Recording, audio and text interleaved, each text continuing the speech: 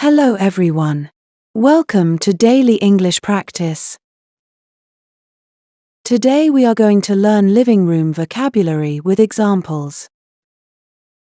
Sofa. We bought a new sofa for the living room, and it's so cozy. Coffee table. I put my magazines on the coffee table. Armchair. My grandfather loves sitting in the armchair while reading the newspaper.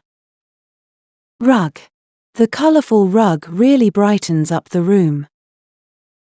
Curtains. I drew the curtains to block out the sunlight.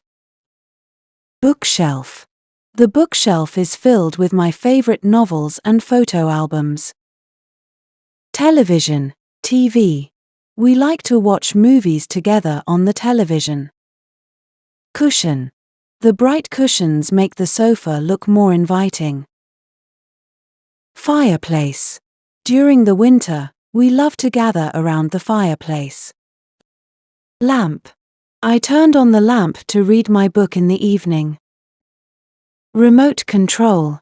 I couldn't find the remote control to change the channel. Throw blanket. The throw blanket on the sofa is perfect for chilly nights. Ceiling fan.